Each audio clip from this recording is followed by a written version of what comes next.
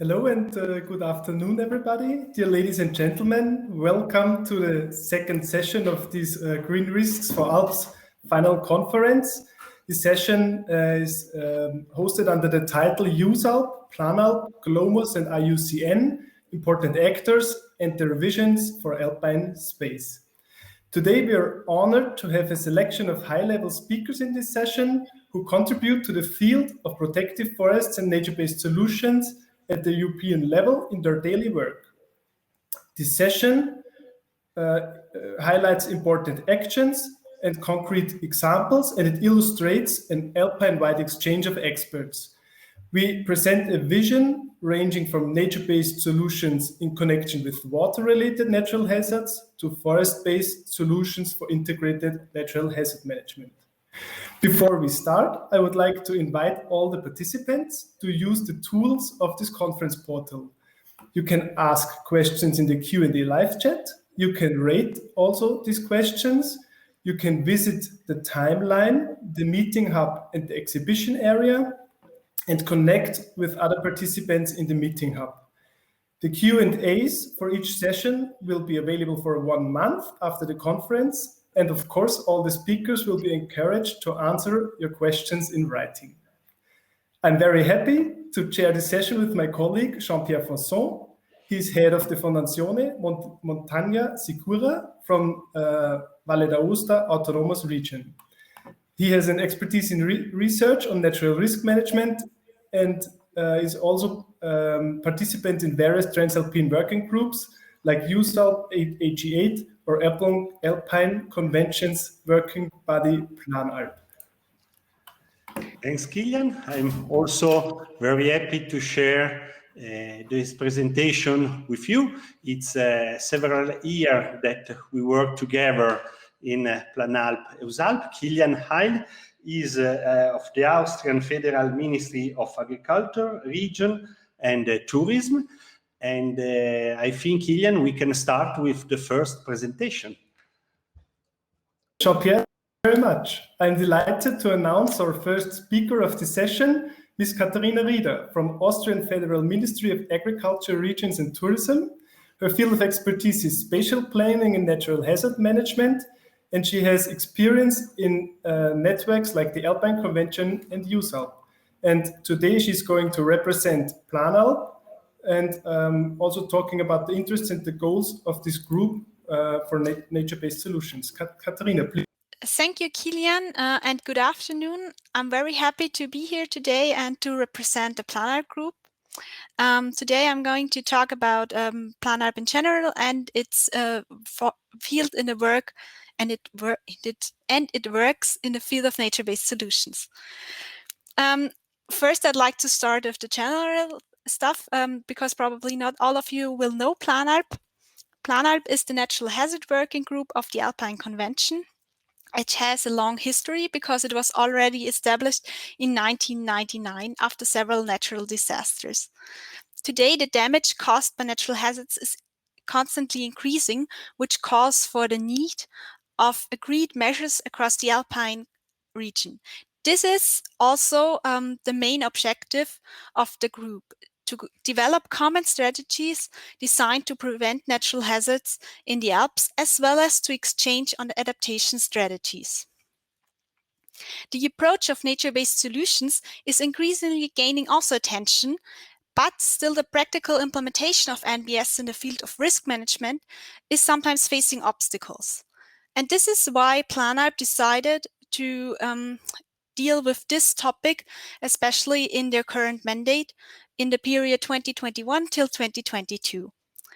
The focus of the work is to identify nature-based solutions for the reduction of risks and prevention of major disasters related to the main natural hazards of the Alps, which means floods, avalanches, rockfalls, and so on, and also to collect best practice examples.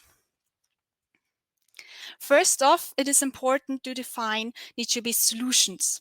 A lot of different definitions for NBS exist, but they do not all fulfill the necessities and the needs for PLANALP. This is why PLANALP is developing a common understanding of NBS. As a starting point, a rough delineation of NBS in the context of PLANALP was made. NBS are measures supporting the natural protection or retention function of landscapes and reducing the natural hazard risk. Also taking into account the principles of biodiversity, sustainability, as well as climate change effects. However, in the context of biodiversity, it must be considered that this is not the main focus. NBS in natural hazard management requires special cultivation and cannot be restricted by means to increase biodiversity. So it is important to divide those two things. Furthermore, the PLANALP group is also at the moment working on the benefits, limitations, challenges, and also ways to improve nature-based solutions in the field of natural hazard management. One of the most important benefits of nature-based solutions in the natural hazard management are synergy effects or co-benefits. For example, a river widening or a restoration of natural river courses can increase the biodiversity, have cooling effects in settlement areas, or also create recreation areas. And also, of course, help with flood protection. Other benefits concern especially cost effectiveness, because often NBS have lower costs of establishment and maintenance. And also they have a high acceptance by public, and they're more sustainable solutions. And NBS can easier adapt than technical solutions. However, there are also a lot of limits, especially to the effectiveness.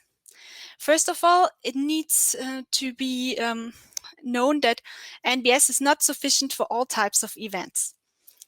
And the effectiveness is limited depending on the function and capacity to act on each natural hazard event.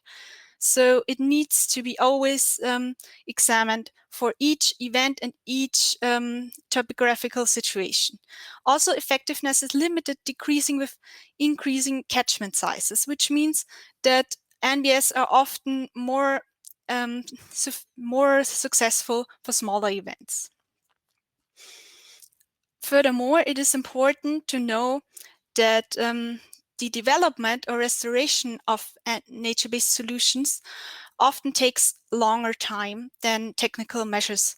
For example, forests, because it takes them a while to grow until they have the full protection function. For this reason, NBS are usually implemented in a combination with other measurements, like technical solutions, also often temporary measures, or hazard zone mappings, or similar measurements. NBS is not a new approach in the natural hazard management, but it has to face a lot of challenges and calls for some improvements. One of the most pressing issues are the barriers in legislation and administration in the Alpine countries.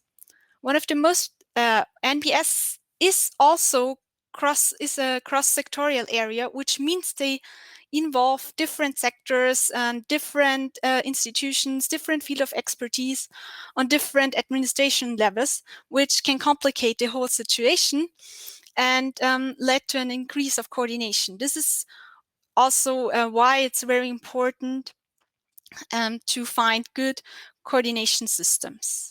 Also, the financing of such measures is not always clarified.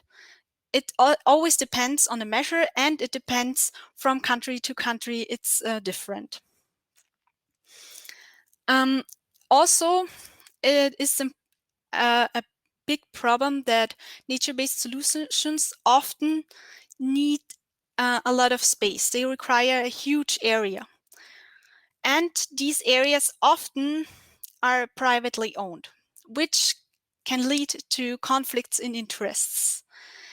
They need, therefore, a high amount of acceptance and from the beginning, a structured stakeholder participation. Otherwise, it is hard to implement them. Nature-based solutions also have to face uncertainties and reservations regarding their effectiveness compared to technical solutions. This is why it is very important to create mechanism tools for quantitative assessment of nature-based solutions, so that it can be directly compared to technical solutions, and educational and communicational strategies for different groups and publics and the public are needed too. So now I'd like to come to the protective forests, which are kind of the main topic of this conference. Protective forests are a very good example for nature-based solutions. They provide sustainable protection against gravitational hazards. In case studies from Switzerland, they have shown that protective forests can replace technical measures entirely in their effectiveness, but only if the circumstances are right, which means that the forest has to be in a good condition and needs a certain degree of density and other factors. The case study showed that supportive technical measures are required in areas where the forest is very thin. This is also what was adopted in the legislation in Switzerland. The sustainable treatment of fully functional protective forests is much less expensive than building technical protection measures with comparable protection functions. This is a really important topic. However, the costs of restoring such protective forests after they have been destroyed needs to be also taken into consideration, and they depend on the frequency and the amount of risks. The financing situation is, as already mentioned, also in protective forests, very diverse in the Alpine regions.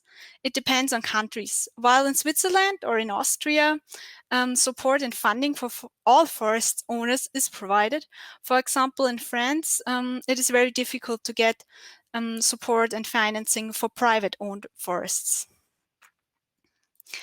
Also an important topic are extreme events. They can destroy the protective forest instantly and vanish the effect of the nature-based solution for a long time, because they take a long time to rebuild or be built up again until they reach their full protective function again.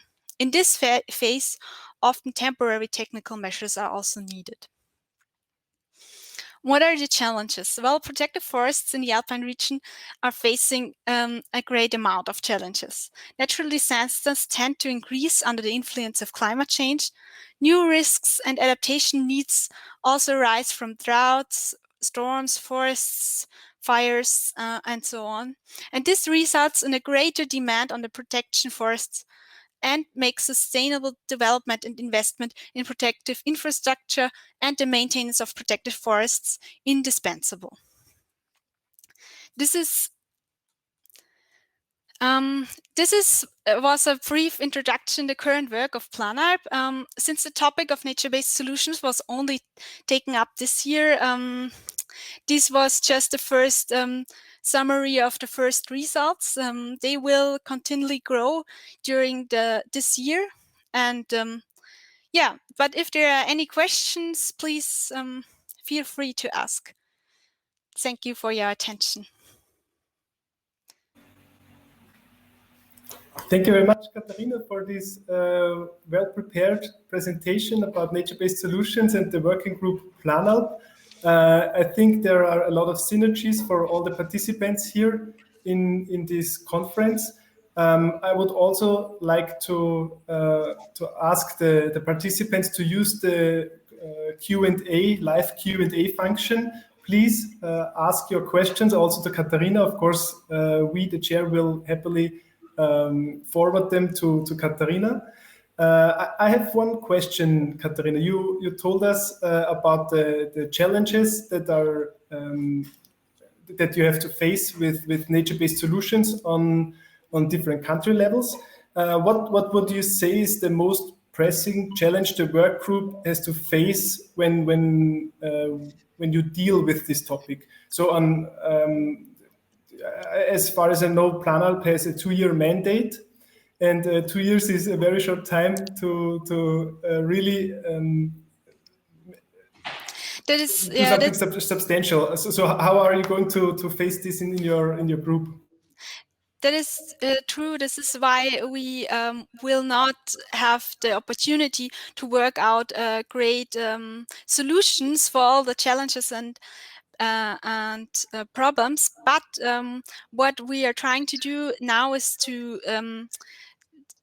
show the most important challenges and find and suggest solutions on a more on the surface, let's say it like this. One of the most important problems is definitely the administrative work and the communication. And this is actually, the communication is something that can be really more or less easily there you have an easy solution, because it's important to outlay the benefits and explain really transparent what can nature-based solutions do and how can they help. But also the administrative difficulties, they will be harder to overcome, especially between different institutions and sections like spatial planning, urban planning, and nature-based solutions. Is it okay? Katharina, there is Yes. a second answer, a second question, very quickly. Is there a reason why action on nature-based solution were included in PLANALP work just now?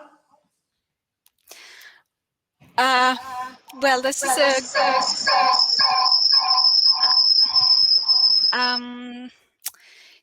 why they were now included, that's a good question, because before we had some other important topics, and now we felt it's time that we finally tackle this important topic. Okay. Yeah. That's great. Thanks a lot, Katharina. I think, Kilian, we can go to the second presentation. It's a pleasure for me to introduce to you Benjamin Einhorn. He's a representative of the French presidency 2020 of the EU strategy for the Alpine region. EUSALP, as they say in French, is SWERA. Benjamin Einhorn is also the director of the Alpine Institute of Natural Hazards and Risk Prevention, PARN in French.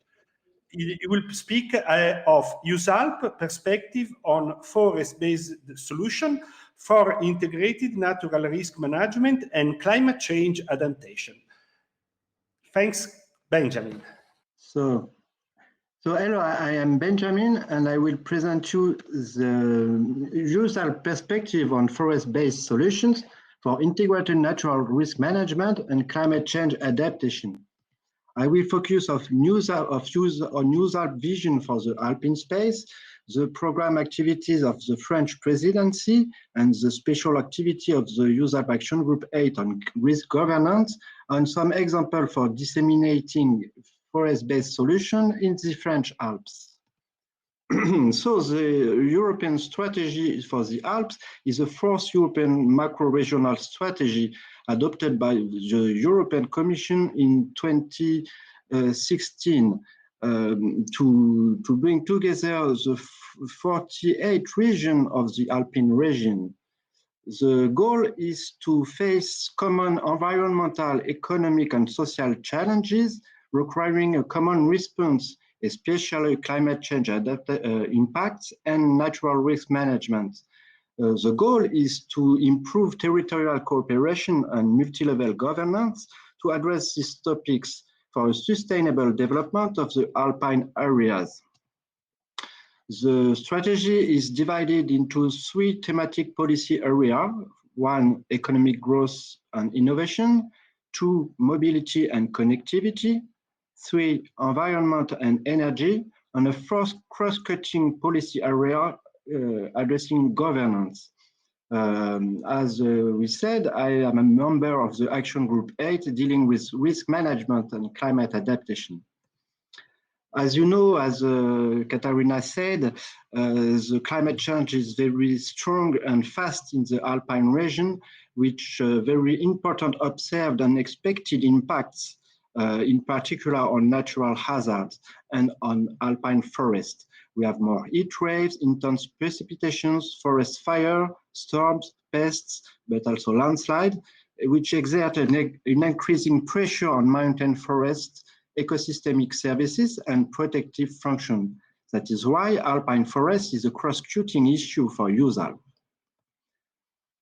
That is also why EUSALP created a task force named Multifunctional Forests and Sustainable Use of Timber.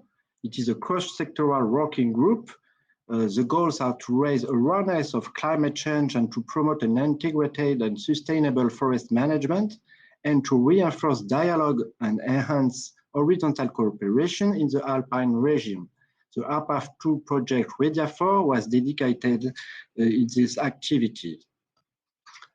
The Action Group 8 address the problem to face increasing exposure and damage risk by developing a new risk governance instruments and processes, allowing to find optimal approach for multiple land use demands like economic development, social activities, mobility, and tourism. Therefore, Action Group 8 aimed to improve governance structures and processes based on existing cooperation structures. The goal is to identify good practice solutions and to disseminate them, and to promote, develop, implement local and regional pilot projects in this field of activity. The main result achieved by the working group is numerous resources like reports and policy papers on different thematics such as residual risk management, the risk governance approach, the synergies between climate change adaptations and disaster risk reduction policies in the Alpine macro region, or integrated forest fire management in the Alps. They also developed some resources, some tools like the Climate Adaptation Platform for the Alps, CAPA, or the Natural Hazard Check for municipalities, which is a local hazard audit tool. The Action Group 8 also organized several international conferences on the thematics of protection forests. The work plan, the ongoing activities consist of develop a study on climate resilience in spatial planning in cross-sectoral cooperation with other action groups, and also a study on natural hazard communication tools such as natural hazard model to exhibit it during a EUSALP roadshow in the whole Alpine region. Also, they collaborate on embedding the EUSALP and Action Group 8 priorities in the future program. Concerning alpine forests, this works shows that alpine forests play an essential role as a nature-based prevention measure. An integrated and sustainable approach is needed to adapt and preserve this ecosystem service in the coming decades. On the issue of protection forests, 3 international conferences permit to share knowledge and objectives. The Action Group 8 capitalizes and disseminates knowledge and good practice of risk governance, risk communication, and integrated natural risk management, in particular for the diagnosis and management of protection forests, with projects such as Rock the Alps or Greenways for Alps. The Action Group 8 also develops this innovative approach of climate resilient territorial planning. The French presidency is led by the French state and the 3 regions involved in the strategy, Bourgogne-Franche-Comté, Auvergne-Rhône-Alpes, and Sud-Provence-Alpes-Côte d'Azur. The motto of the French presidency is working together for a sustainable Alpine region.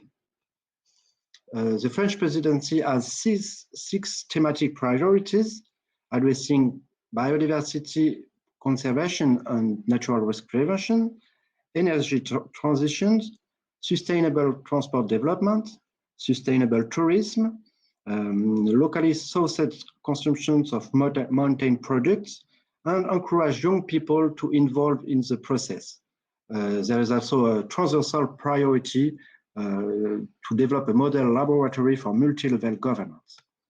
The thematic priority concerning biodiversity and natural risk is led by the region Provence-Alpes-Côte d'Azur and the state. This focus on promoting the uses of mountain forest and sustainable forestry to preserve biodiversity and prevent risks, and to establish a network of territories involved in integrated natural risk management approach. That is why a political declaration in form of a manifesto for a sustainable and resilient Alpine region was adopted in June 2020 under the French presidency. Among this priority, you can find the biodiversity preservation and risk preventions, and also the development of local mountain products. Concerning this biodiversity and natural risk prevention, the focus is on the development of integrated and regionally coordinated natural risk management mechanisms that give priority to nature-based solutions where possible, not everywhere. Taking into account and close monitor climate change impact and the increase in risk in regional planning, and the promotion of sustainable forest management and the multi-functions of forest. That is also why the French presidency is working on a project for an operational contribution concerning forests and multifunctionality, nature-based solutions as tool for the resilience of Alpine territories. The idea is to capitalize all the outputs generated by the Alpine Convention, by the EUSALP activities and cooperation projects, to push a real integrated management of the forest and its multifunctionality in territories to increase their resilience. One of the project, the task of the AlpGov2 project is to mainstream this kind of approach, like Green Risk for Alps developed. In the French Alps, we can use the existing networks of integrated natural risk management territories that are communities of municipalities involved in action program for many years to develop a holistic management approach covering preventions, event management preparations, and crisis management, recovery, and return from experience. You can find some information on our website. There is also a network called Science Decision Actions to develop research action projects to develop specific knowledge and tools adapted to the local specificities of stakeholders. For example, one of these projects dealt with the mapping of protective forests in the natural park of Baronnie Provençale, which is a partner of the Green Risk for Alps project. Finally, at the end of the Green Risk for Alps, we are waiting for new projects to develop and disseminate knowledge, tools, and best practices in the field of forest-based solutions for integrated natural risk management and climate adaptation. Thank you for your attention. A simple question. What you imagine will be the next steps in the French presidency? What activities will be previewed in the next month of 2021? Excuse me, I didn't hear the beginning of the question. The main activities that the French presidency as in a program for the next months. Yes, this is this project for the operational contribution of multifunctionality of forest to promote this approach among the different programs for the next programming period, 2021-27. And also we are trying to develop a new project dealing with the networking of Alpine cities and town and metropoles, promoting this kind of approach in nature-based solutions, integrated natural risk management. That's the main priority of the French presidency for now, but also we contribute to the Action Group 8 objectives and activities, which are much larger. For example, the development of the climate resilient spatial planning study. Thanks. Kilian, do you have any questions? Jean-Pierre, thank you very much. Also, thank you very much to Benjamin for your presentation. Looking at the time, I would suggest we are going to our next speakers. I would like to warmly welcome Mr. Jörg Schasinski. He's head of the Global Mountain Safeguard Research GLOMOS program. He's at the program office in Bonn. And he's at the United Nations University Institute for Environment and Human Security. The program envisages the enhancement of disaster risk reduction, climate change adaptation, and emergency response preparedness in global mountain regions. With him is Ms. Shivani Rai. She is a student assistant and a master's student at the University of the United Nations. And today they are going to give a presentation. We are very happy to have you here. Mr. Schasinski, please. Yeah, thank you first of all, and good afternoon to everyone. Great thanks to the organizers for inviting us and for the opportunity to present the GLOMOS program. And I do believe, since we have not been partners of the project that the conference is about, I think we have been also invited to share a little bit the international perspective on the great achievements that were already presented throughout the conference today. So it's my pleasure to introduce very quickly to the program, and after this I will hand over to my colleague Shivani Rai, and she will also present some facts that she has found from some literature research. So as it was mentioned, the GLOMOS program is a joint program between the United Nations University based in Bonn and EURAC Research based in Bolzano. Okay, then sorry for that. Once again, and back to the photo in the center part of my slide, I am sure that most of the auditorium guests will recognize the EURAC building in Bolzano, and some of my colleagues. To the very left, Stefan Schneiderbauer, who was also a participant of the project. In the middle, you can see the governor of South Tyrol and our director, who is the vice director of UNU in Europe, and then Stefan Ortner and Roland Psenner, top staff from EURAC Research. So basically what we try to achieve is building on transdisciplinary research to support livelihoods and sustainable development in mountain regions worldwide. And I'm very sure that there is no need to go into the details of what EURAC Research is. Most of you will be very familiar with this institution, but with this slide, I just want to underline the broad portfolio of topics and scientific disciplines ranging from natural sciences, social sciences, engineering, medical sciences. And building on this broad portfolio, this is the great chance also for the GLOMOS program to interact with the UN system. And this is basically what I'm demonstrating here in this slide. It's our so-called GLOMOS butterfly. And what you can see here is a visualization of the currently agreed global frameworks. In the lower left, in the upper left, right, the Sustainable Development Goals. And they are very much on the overall umbrella theme, mountain governance, mountain health, and so on. To the right side, land degradation neutrality and the Paris Agreement, if we look into mountain ecosystems, energy topics, and of course the entire climate change agenda. In the lower right, and this is basically also the main topic of this conference, mountain disaster risk reduction. And here, of course, the existing international framework is the Sendai framework for disaster risk reduction that was implemented in 2015.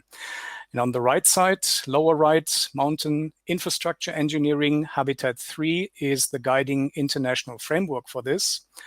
And everything together against the global climate change adaptation process. In the middle, we can see the need for social transformation, livelihoods, and development. And also for this, there is one guiding framework in the UN world, which is called Agenda for Humanity.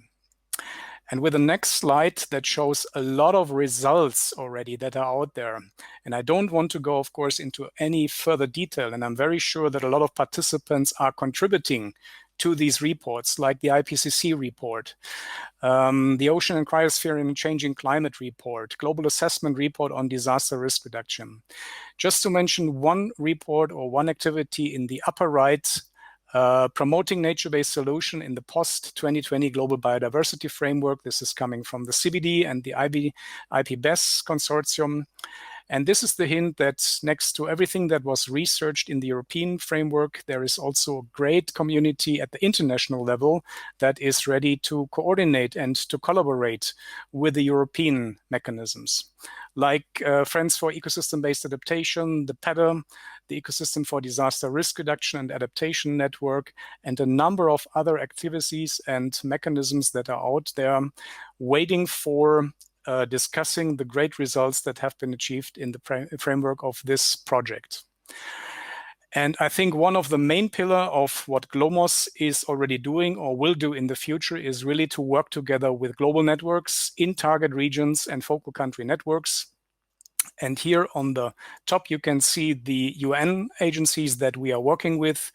GLOMOS is an original UN program, so we are part of the UN system, and therefore we do have good and easy access to the colleagues in other organizations, but also, of course, a number of existing mountain-related organizations. Some of them were presenting here, others you are very familiar with, and especially with regard to our work at the international level, we are looking at regional organizations.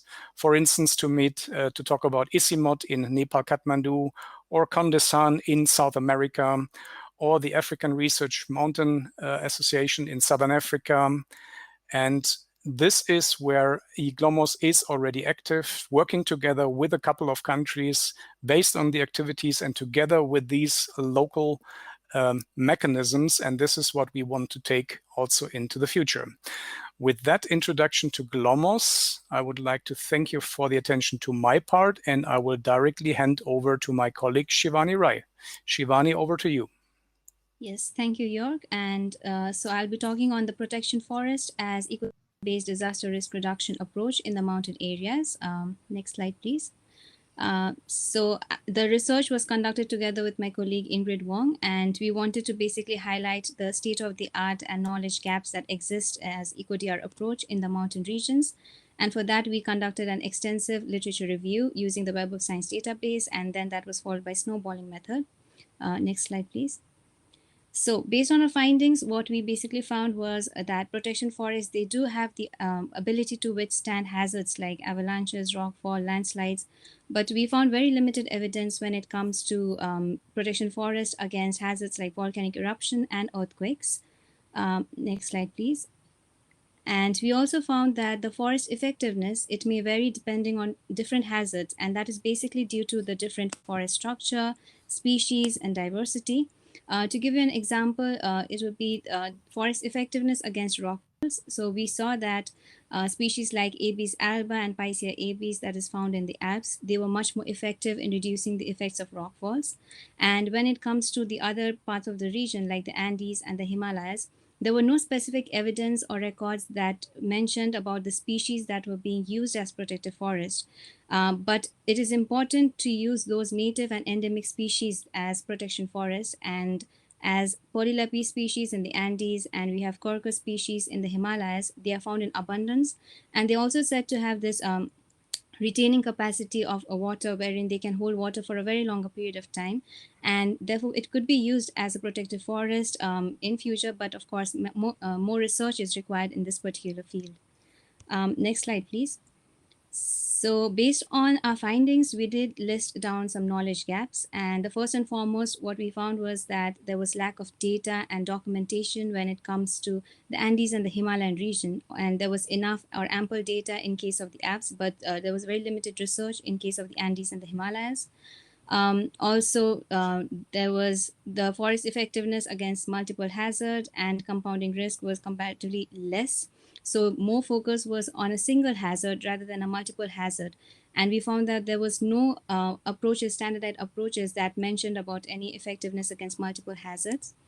Also, understanding the role of forest and hazard is very important, because we are not quite sure about the changing climate change, about the infestation, about the wildfires that may lead to unprecedented scenarios. So understanding the role of forest and hazard is very important.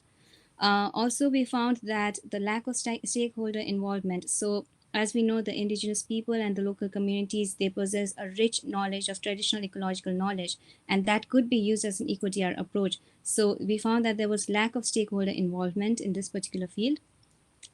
And next, we found that most of the research was conducted on the Alps, and the knowledge was from the Alps.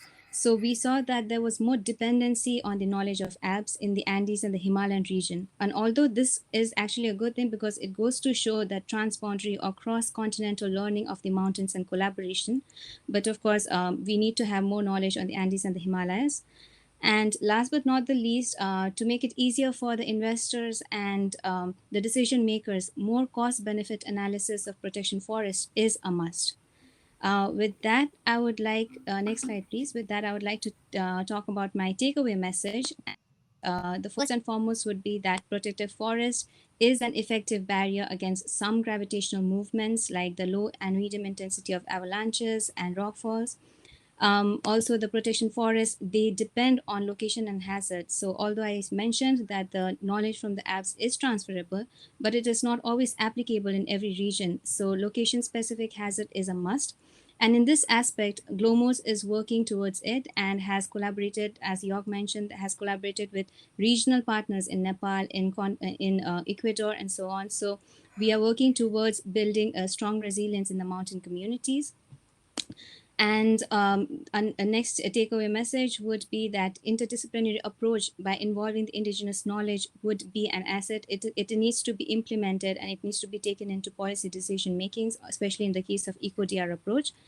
And lastly, I would like to say that because of the uncertainties of the ongoing climate change, the past knowledge is not always applicable in the future. So the state-of-the-art approaches, it needs to be refined and updated with time. And on that note, I would like to end our presentation here. Thank you so much for your patience.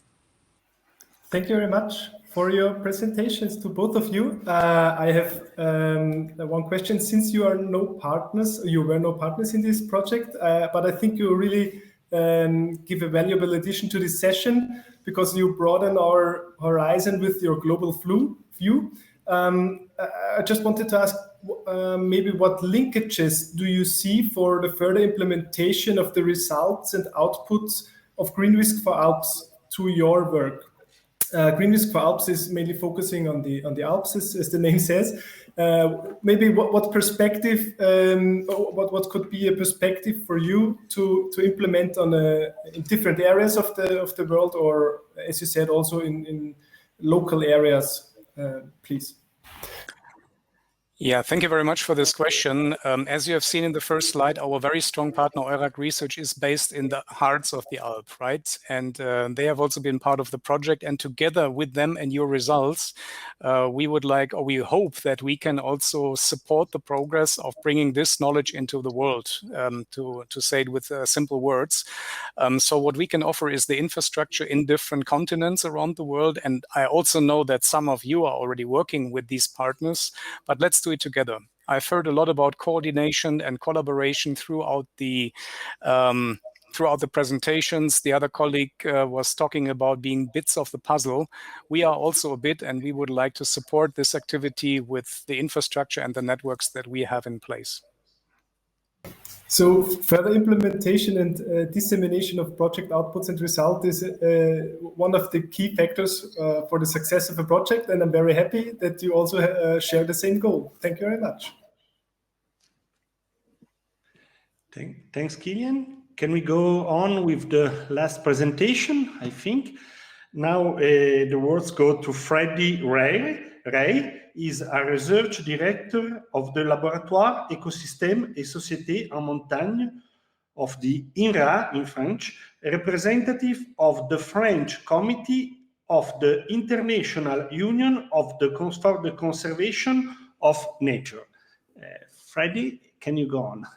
Thank you. I'm very pleased to be with you for this session and to talk to you about nature-based solutions. And I will focus my presentation on the prevention and the mitigation of water-related natural hazards. And As you know, flooding can cause very important human, material, and environmental damages.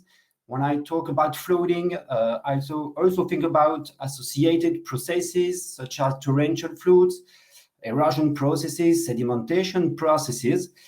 And to prevent or mitigate this kind of phenomena, we can use nature-based solutions. So we already explained to you what nature-based solutions are.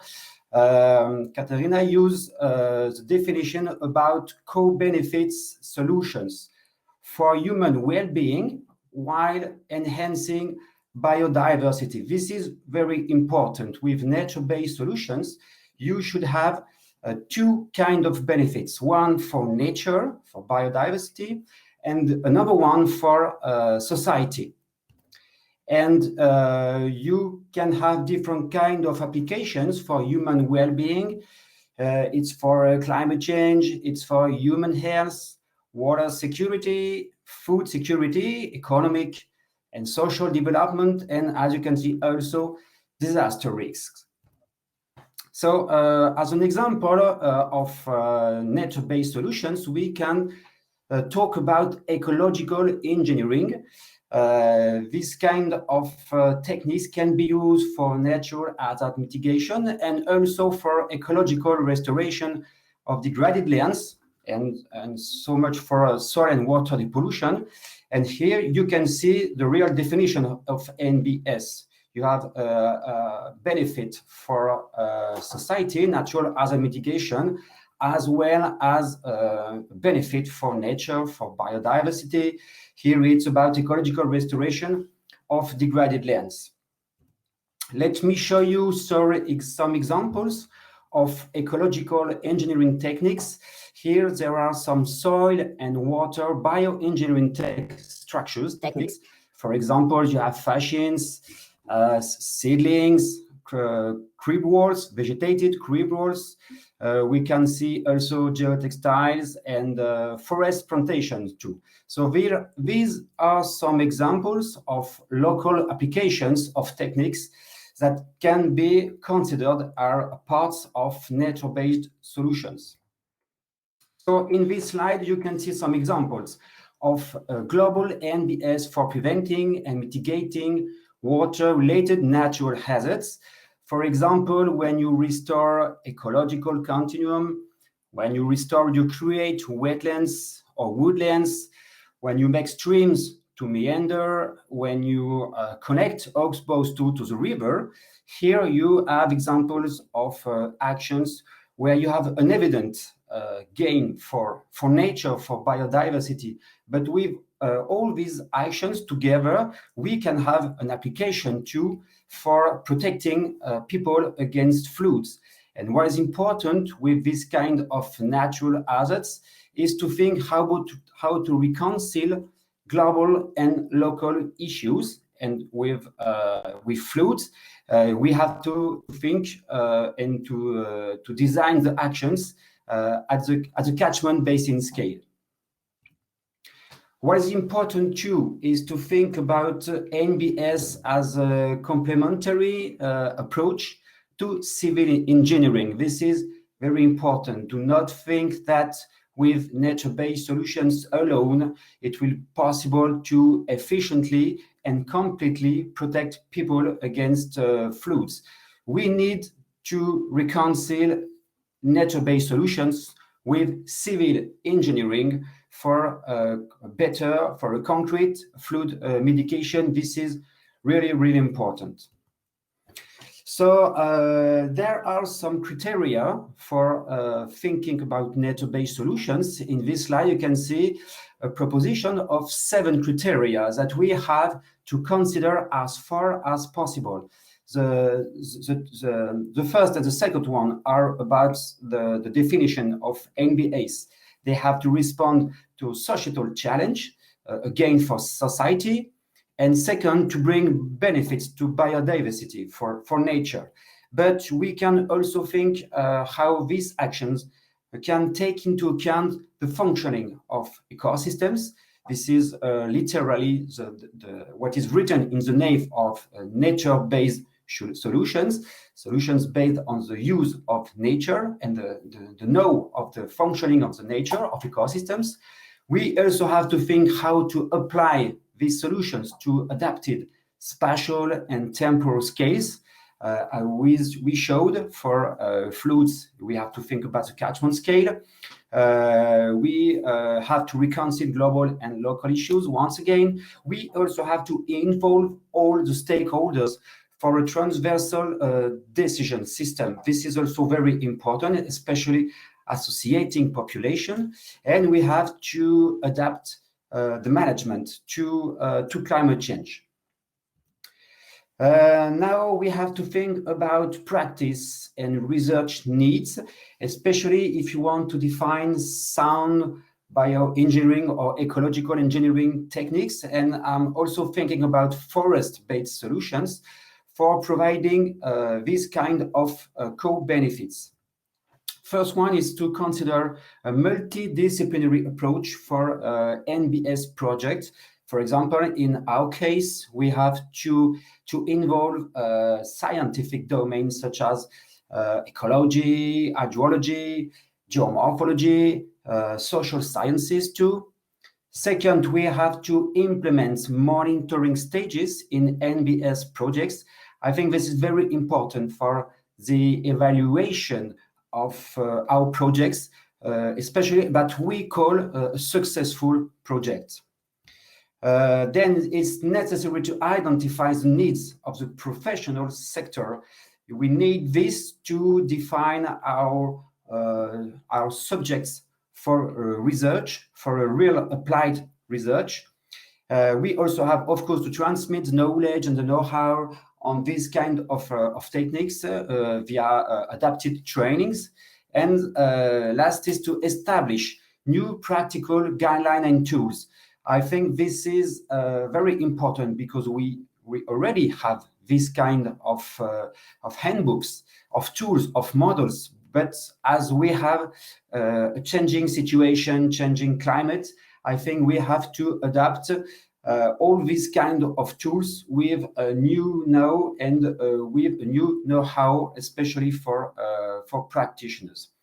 As a conclusion, I would like to propose some ideas for the development of research, for the development of nature-based solutions. The first one, of course, is to enlarge the research programs and also innovation for the use of NBAs. I think one important challenge today is to increase research, highlighting the multi-benefits of NBAs. Not only the objective of protecting people against floods, not only the objective of highlighting biodiversity, but really the type of action that can provide multi-benefits, at least co-benefits of the projects considering nature and society. I think another important point is to develop demonstration sites, not only experimental sites, but also sites for demonstration. I think about real showrooms to show the know-how in ABS. I especially think about some soil and water bioengineering techniques and approaches with a long and important know-how about this. But it's important to make it in a real demonstration sites, especially not for researchers, but for practitioners. Of course, we have to improve. This will be one possibility for the dissemination of the research results to practitioners, but also to stakeholders, to population, to decision makers too. And finally, I think it's important to help interprofessional networks, including scientists, but all the kind of actors to favor exchanges for the development of this kind of co-benefits nature-based solutions for preventing and mitigating flood phenomena. Well, that's all. I thank you for your attention. I am open for your questions. How natural-based solutions are co-benefits for nature and both for society. You were very, very clear. Just a short question. Have you some practical projects going on for demonstration sites? Because I think that is a great need that we have to show the best practice that we have for NBS. Thanks a lot. Yes, actually, we have a project for demonstration sites concerning bioengineering structures in New Caledonia, especially for restoration of nickel exploitation sites. And here we try to demonstrate how it's possible to use soil bioengineering techniques for both restoring degraded lands, but also for preventing people against damages, especially concerning too many sedimentation in the oceans. So this is one very applied, concrete project that we have today. But I think it's possible to really develop this kind of demonstration sites for a different type of applications. Thanks a lot. Kilian? Yes, there was one question also in the chat that I would like to transfer to you. Michaela Teich asked if you say we need new practical guidelines. If you say, do you mean about the practical implementation of nature-based solutions or the integration into integrated risk management, or is it both? Maybe you could elaborate on that, please. Yes, it's both. Response about this. I think we need practical guidelines, because with this, it's possible to put on a single document some know-how applied to different kind of problems, of domains, of sites. I think this is very important. But I also think that it's not enough for this just to have a book on the table. It's also necessary to think about to integrate this into the risk management. That's why I wrote that it's necessary to develop networks, not only with scientists, but also with practitioners and with stakeholders, all the decision-making systems. And concerning the scale of the application, of course, it's important to make it at the European level. It's a case in France. All the legislation is coming from the European regulation. This is very important. And then we have to decline this at more local scales, and especially, I think, to the regional scale, and then to consider the catchment basin for this. Thank you very much. Thank you very much, Mr. Ray, also for your presentation and for elaborating on the questions. We are now at the end of our session. I would like to close this session now with a short wrap-up. First of all, thank you very much to all of our speakers in this session. Thank you also very much. Thank you very much also to my co-chair. We've got insight into 3 international networks of experts and policymakers. 2 of them were Alpine-wide and 1 was a global network. We see that the various approaches have an individual perspective on nature-based solutions. So, of course, nature-based solutions is a cross-cutting topic. But what all of these approaches have in common is to include the impacts of climate change. I think this is the point that we really need to highlight. And last but not least, a possible solution is to consider this multidisciplinary approach and to transmit knowledge for practitioners. Jean-Pierre, do you have anything to add? No, I just agree with you. It's very important, a multidisciplinary approach, and I think that the different speaker explained to us very well what line we have to follow in the next month, in the next years. So I thanks everyone, and thanks to you, Kilian, also for your support. It was great fun. Before we meet again, please stay tuned for the panel discussion, Natural Hazard Risk, Saving the Alpine Future with or Without Protection Forests, starting after a short break at 5:15. I would really like to cordially invite you to participate in the second poll question of the day. please, for the second poll question. To be perfect. You see now the poll question. I will read it out to you aloud. The question is, do you need funding as private forest owner for protective forest services? The answer A is yes. I know all about how and where to get it. Piece of cake. Answer B is yes, but I have no idea how and where to get it. So still room for improvement. Answer C is no. I'm an idealist and earn enough with the rest of my forest. That's good for you. And answer D is funding. I don't know that it is possible to get funding for private forest owners. So please get informed.